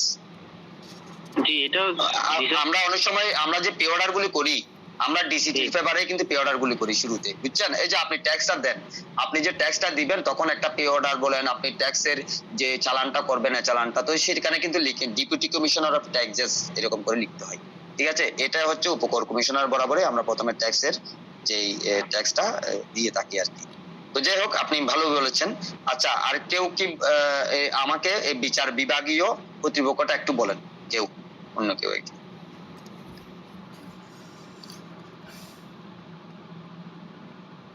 একটু দেখে বলেন, দরকার হলে দেখে বলাতে কিন্তু অনেক কিছু জানা যায়। বলেন, দেখে বলেন নিজে থেকে। এবিলেট ট্রাইব্যুনাল, কর কমিশনার আপিল, এবিলেট অতিরিক্ত কর কমিশনার, এবিলেট যুগ্ম কর কমিশনার। আচ্ছা, আপনার প্রথম ধাপে বলুন তো দেখি, প্রথম ধাপে আমরা আপিল কার কাছে করতে পারি? প্রথম ধাপে আপিলের সমাধানটা কারা দিয়ে থাকেন বলুন তো দেখি। আমি একটু আগে বলছিলাম না, প্রথম ধাপের আপিলটা বলছি যে আপনার যুগ্ম কর কমিশনার, অতিরিক্ত এবং কমিশনার পর্যায়ে আপিল। এই যে আপনি এখান থেকে বলেন না, এখান থেকে তিনটা। আমি একটা বিষয় জানতে চাচ্ছিলাম স্যার, এই যে আমরা এখানে সিরিয়ালি লেখা আছে, আমরা যখন পরীক্ষার হলে প্রশ্নটা যখন আসবে তখন সিরিয়াল যদি মেনটেন না হয় তাহলে কি কোনো সমস্যা হবে স্যার? না, কি সমস্যা হবে? এখানে আমি বিচার বিভাগ কর্তৃপক্ষের ক্ষেত্রে এভাবে তো দিলাম, ঠিক আছে। আর এটা কোনো সমস্যা হবে না। হ্যাঁ, এটা যদি সিরিয়ালটা না হয়, সিরিয়ালটা না হলে না কোনো সমস্যা হবে না, তবে সিরিয়ালটা মেনটেন করার চেষ্টা করবেন, কারণ এখান থেকেই তো উঠতেছে উপরের দিকে, বুঝছেন। সিরিয়ালটা মেনটেন করলে একদম মুখস্থ করে ফেলবেন, সমস্যা কি, মুখস্থ করে ফেলবেন, ঠিক আছে।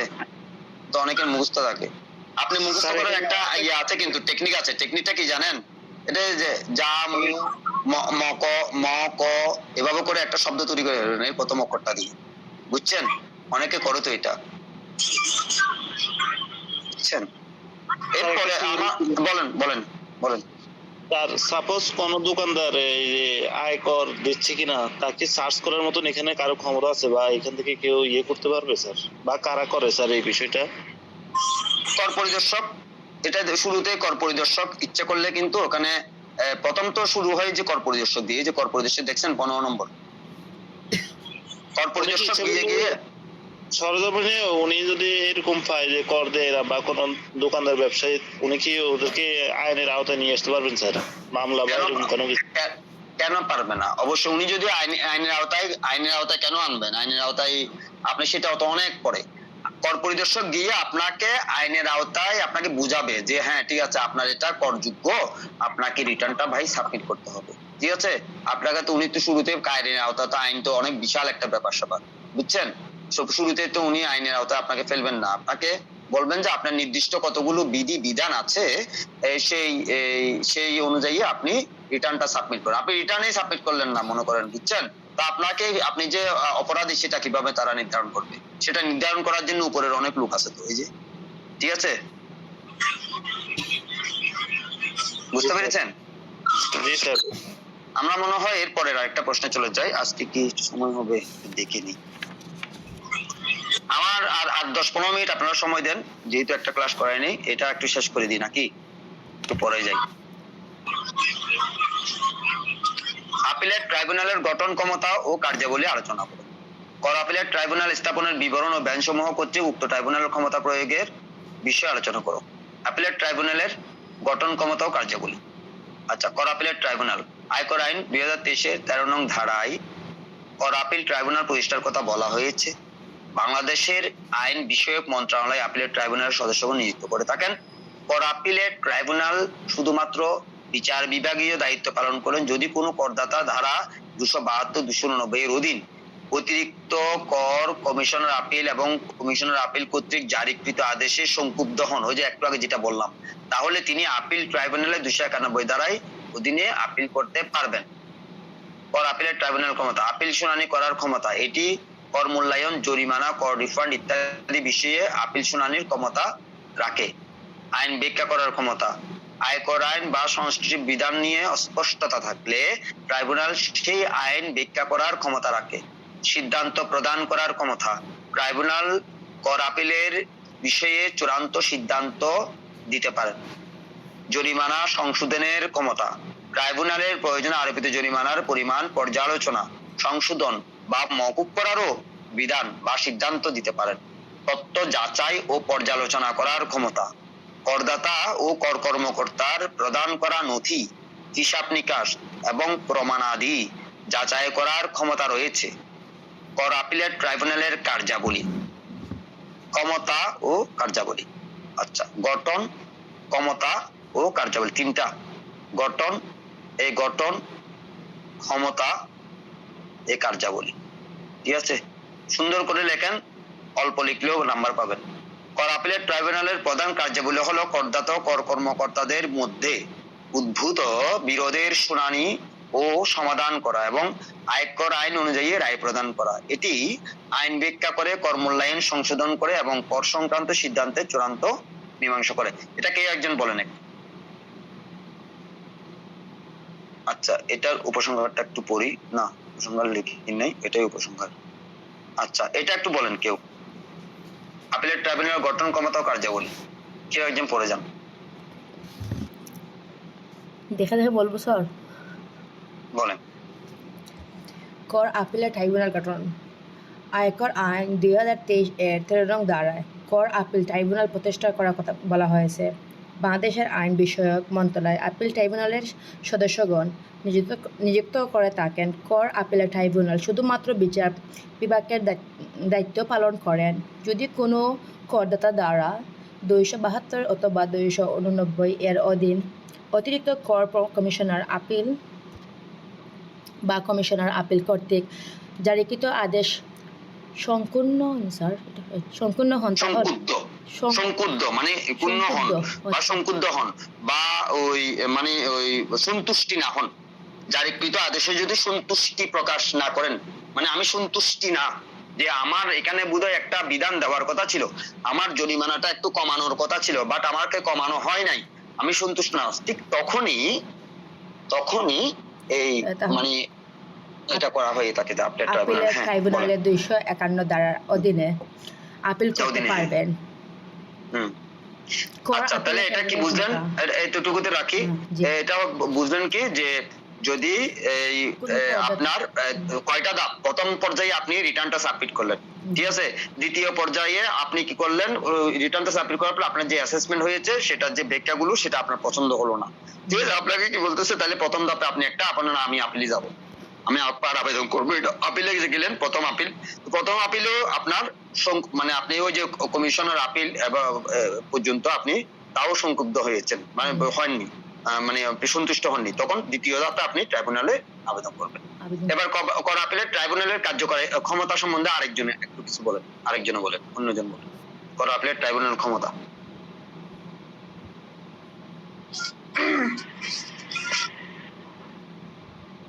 বলেন। কর আপিলের ট্রাইব্যুনালের ক্ষমতা, আপিল শুনানি করার ক্ষমতা, এটি কর মূল্যায়ন, জরিমানা, কর রিফাইন ইত্যাদি বিষয়ে আপিল শুনানির ক্ষমতা রাখে। 2, আইন ব্যাখ্যা করার ক্ষমতা, কর আইন বা সংশ্লিষ্ট বিধান নিয়ে অস্পষ্টতা থাকলে ট্রাইব্যুনাল সেই আইন ব্যাখ্যা করার ক্ষমতা রাখে। 3, সিদ্ধান্ত প্রদান করার ক্ষমতা, ট্রাইব্যুনাল কর আপিলের বিষয়ে চূড়ান্ত সিদ্ধান্ত প্রদান করতে পারে। 4, জরিমানা সংশোধন ক্ষমতা, ট্রাইব্যুনাল প্রয়োজনে আরোপিত জরিমানা পরিমাণ পর্যালোচনা, সংশোধন বা মওকুফ করার সিদ্ধান্ত নিতে পারেন। 5, তথ্য যাচাই ও পর্যালোচনার ক্ষমতা, করদাতা ও কর কর্মকর্তার প্রদান করা নথি, হিসাব নিকাশ এবং প্রমাণাদি যাচাই করার ক্ষমতা রয়েছে।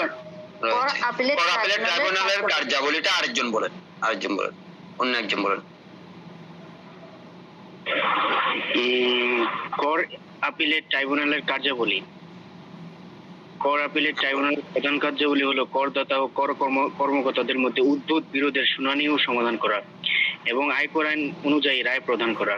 এটি আইন ব্যাখ্যা করে, কর মূল্যায়ন সংশোধন করে এবং কর সংক্রান্ত সিদ্ধান্তের চূড়ান্ত মীমাংসা করে। হ্যাঁ, কর আপিলের ট্রাইব্যুনালটা একদম চূড়ান্ত মীমাংসা তারা এই যে মানে এখানে করে দিতে পারেন, ঠিক আছে। আপনাকে কিন্তু এটা হচ্ছে কি রিমিডি উভয় পক্ষকে দিবে, ঠিক আছে। এখন কর কমিশনার গিয়ে বলবে যে স্যার উনি তো আমি এই আইনটা দেখাইছি, এখানে কিন্তু ট্রাইব্যুনাল কিন্তু দুই পক্ষকে ডাকবে, ঠিক আছে। তো কমিশনার আপিলকেও ডাকবেন, আবার ওইদিকে আবার যাবে, ওই আপনার করদাতাও যাবেন, বলে যে স্যার আমি ওনাকে বারবার এটা বলছি, এটা একটু দেখান, এটা একটু না দেখে উনি ওইভাবে দেখাইছেন, তখন ওনারা বলবেন যে না ঠিক আছে আমি এতটা দেখানোর কথা ছিল, আমি এত টাকা দেখাইছি, আমি আর বাকিটা পারতেছি না, বা সেই এখানে আইনি ব্যক্তিও আসবে, তারপরে আপনার যে ইকুইটি অ্যাক্ট অনুযায়ী কিছু ইস্যু চলে আসবে, বিচার বিবেচনা, আইন বিধি সবকিছু মিলিয়ে তখন ওনারা ট্রাইব্যুনালে এটাকে সমাধানের দৃষ্টিকোণে মানে সমাধান করে থাকেন আর কি। এই ওকে, আশা করি আপনারা আগামী যে ক্লাসটা করাবো আমি ওখানে চিন্তা করছি যে অঙ্কটা শুরু করে দিই, পাশাপাশি অঙ্কটা করা হয়ে গেলে বাকি না, এখানে তো আরেকটা প্রশ্ন আছে, এটা আমি মনে হয় এটা 2 এর গ দিলে তো 2 নম্বর প্রশ্নটা শেষ, এরপর অঙ্ক ধরি। আমি 2 এর গটা একটু দ্রুত পড়াই যাই। আয়কর অধ্যাদেশ 1984 এর 160 ধারা অনুযায়ী আয়কর আইন 2013 এর 292 ধারা অনুযায়ী আপিলেট ট্রাইব্যুনালের সিদ্ধান্ত কোনো জটিলতা দেখা দিলে করদাতা বা কর কমিশনার তা নিষ্পত্তির জন্য হাইকোর্ট বিভাগে আবেদন করতে পারবেন। এবার আসেন, এবার কি কোথায় চলে গেছি, ট্রাইব্যুনাল থেকে হাইকোর্টে চলে গেছে। ধারা 293 সেক্ষেত্রে নিম্নলিখিত পদ্ধতি অনুসরণ করতে হবে। আপিল ট্রাইব্যুনালের আদেশ প্রাপ্ত হওয়ার তারিখ হতে 90 দিনের মধ্যে হাইকোর্ট বিভাগ বরাবর আবেদন করতে পারবেন। উপধারা 1 এর অধীনে নির্দিষ্ট পরিমাণে 2000 টাকা ফি জমা দিয়ে প্রদান করতে হবে করদাতার প্রদেয় কর যা দেওয়া উচিত বা প্রদর্শিত কর যা দেওয়া হয়েছে এর পার্থক্য 10 লক্ষ টাকা পর্যন্ত হলে যত টাকা পার্থক্য তার উপর 15% হারে কর দিতে হবে। কি বলছে দেখেন, ভালো করে খেয়াল করেন। করদাতার প্রদেয় কর অর্থাৎ আপনার প্রদেয় কর হচ্ছে মনে করেন 15 লক্ষ টাকা, যা দেওয়া উচিত আপনার 15 লক্ষ টাকা দেওয়া উচিত প্রদেয় কর। প্রদর্শিত কর আপনি দেখিয়েছেন ফাইলে কত টাকা, 10 লক্ষ টাকা, তাহলে দুটার পার্থক্য কত? আপনার দেওয়া উচিত ছিল 15 লক্ষ, আপনি দেখিয়েছেন প্রদর্শিত কত 10 লক্ষ, তাহলে কত ডিফারেন্সটা কত? 5 লক্ষ না? এই 5 লক্ষের এর পার্থক্য 10 লক্ষ টাকা পর্যন্ত হলো, অর্থাৎ 5 লক্ষ টাকাটা তো 10 লক্ষ টাকার ভিতরে, তাহলে 5 লক্ষ টাকা হলে যত টাকা পার্থক্যটা কত? 5 লক্ষ টাকা, তাহলে যত টাকা পার্থক্য তার উপর 15% কর দিতে হবে, অর্থাৎ 5 লক্ষ টাকার 15% যে করটা আসে সেটা আপনাকে কি করবে? দিতে হবে, দিয়ে তারপরে আপনি আবেদনটা করতে পারবেন হাইকোর্টে। পার্থক্য যদি 10 লক্ষ টাকার বেশি হয় তাহলে 25% কর দিতে হবে আপনাকে, ঠিক আছে? ওই কোডটা মিনিমাম টেস্ট আপনার ওই কোডটা দিয়ে কিন্তু আপনি আপিল করতে আপনি হাইকোর্টে যেতে পারবেন, নাহলে যেতে পারবেন না। বুট করদাতার আবেদনের প্রেক্ষিতে উপধারা 1 অধীন ফি ব্যতীত এইরূপ পরিশোধের পরিশোধ, এটা পরিশোধ হবে, পরিশোধ না, এটা এইরূপ পরিশোধের পরিমাণ কম বা বেশি হতে পারে। উপধারা 1 অধীন 3 কপি আবেদন দিতে হবে, এর সাথে নিম্নোক্ত দলিলাদি সংযুক্ত করতে হবে। ক, আপিল ট্রাইব্যুনালের আদেশে 3 কপি সত্যায়িত অনুলিপি, সার্টিফাইড কপি উপকর কমিশনার, পরিদর্শী, অতিরিক্ত কর কমিশনার এবং অথবা আপিল অতিরিক্ত একজন যুগ্ম কর কমিশনার অথবা ক্ষেত্রমত কর কমিশনার আপিল এর যে আদেশ আপিল ট্রাইব্যুনালে আপিলের বিষয়বস্তু ছিল তার 3টি সত্যায়িত অনুলিপি, আইনগত প্রশ্ন সম্বলিত অন্যান্য দলিলের 3টি সত্যায়িত অনুলিপি। তাহলে আপনি যে হাইকোর্ট বিভাগে যে আবেদন করবেন তার যথাযথ দলিলাদি যদি আপনি সাবমিট না করেন, হাইকোর্ট বিভাগ থেকে আপনি সমাধান পাবেন না বা একটু জটিলতার সৃষ্টি হতে পারে। তাই এই কপিগুলো, সার্টিফাইড কপিগুলো আপনাকে ওখানে সাবমিট করতে হবে। যে ক্ষেত্রে করদাতা বাদী, যদি করদাতা বাদী হয় সেক্ষেত্রে কমিশনার বিবাদী, আর যদি কমিশনার বাদী হয় সেক্ষেত্রে করদাতা হবে যে বিবাদী। এখানে বাদী বিবাদী কিন্তু কমিশনারও হতে পারে, আবার করদাতাও হতে পারে, বুঝছেন? তাহলে এটা হচ্ছে কি, ওই আয়কর আইন 2023-এর 292 ধারা অনুযায়ী আপিল ট্রাইব্যুনালের সিদ্ধান্তে কোনো জটিলতা দেখা দিলে করদাতা এবং কর কমিশনার তার নিষ্পত্তির জন্য হাইকোর্ট বিভাগে আবেদন করা বিষয়টা। তাহলে আজকে যে বিষয়টা আপনারা জানতে পেরেছেন, আমার মনে হয় এটা অনেক একটা ইম্পর্টেন্ট ইস্যু, যে আপনার রিটার্নটা সাবমিট করা থেকে আপনার ওই যে একজন প্রশ্ন করেছেন যে আমি তো জটিলতা শিকার হই, দালাল শব্দটা এখানে নট প্রযোজ্য, বুঝছেন না? যাই হোক, এই বললেন আর কি, আসলে আমরা তো অনেক ক্ষেত্রে এই ধরনের জটিল সমস্যার সম্মুখীন হই, কিন্তু এক্ষেত্রে আয়কর ব্যাপারটা হচ্ছে আসলে শিক্ষিত লোকদের ব্যাপার স্যাপার, বুঝছেন? আয়কর ডাইরেক্ট ট্যাক্সটা জানতে হলে আপনাকে কিন্তু আইন জানতে হবে, আপনাকে আপনাকে সম্পত্তি চিনতে হবে, আপনাকে দায় চিনতে হবে, আপনাকে আয়ের ক্যাটাগরি বুঝতে হবে, আয়টা বুঝতে হবে, তাহলে এবং কিছু আইনের যৌক্তিক ধারা এবং যেগুলো জানা থাকতে হবে। আপনি যে একজন ট্যাক্সের লয়ারের সাথেও কথা বলবেন সেক্ষেত্রে আপনার আইনটা বা আপনার ইস্যুগুলো জানতে হবে। আপনাকে ট্যাক্সের লয়ার বললো যে ভাই আপনার দায় কি আছে, তখন দায়টা বুঝলেন না আপনি, তখন উনি বুঝাই দিবেন আপনাকে দায়টা কাকে বলে। এখন একজন অশিক্ষিত ব্যক্তি যদি ট্যাক্সের রিটার্ন সাবমিট করে এবং ওনাকে যদি বলে যে আপনার নেটওয়ার্ক কত, ঠিক আছে, তো উনি কি বুঝবেন? এটা বুঝবেন না। তাহলে আপনারা বুঝবেন যারা সুশিক্ষিত বা শিক্ষিত, ঠিক আছে? তাহলে ডাইরেক্ট ট্যাক্সটা হচ্ছে শিক্ষিত লোকদের জন্য, আর ইনডাইরেক্ট ট্যাক্সটার জন্য অশিক্ষিত লোকদের জন্য এটা বলাটা সমীচীন হবে না। এটা হচ্ছে আপামর জনগোষ্ঠীর জন্য, ইনডাইরেক্ট ট্যাক্সটা হচ্ছে মূলত আপামর জনগোষ্ঠীর জন্য। তো যাই হোক, আপনারা আজকে অনেক কিছু জেনেছেন, বুঝেছেন, আশা করি ধারণা করতে পেরেছেন। তো আপনাদের সুস্বাস্থ্য কামনা করি, এবং আমি আজকে ক্লাসটা এখানে শেষ করতে চাচ্ছি। রাহান ভাই, আমি তাহলে এখানে রাখতে পারি কি?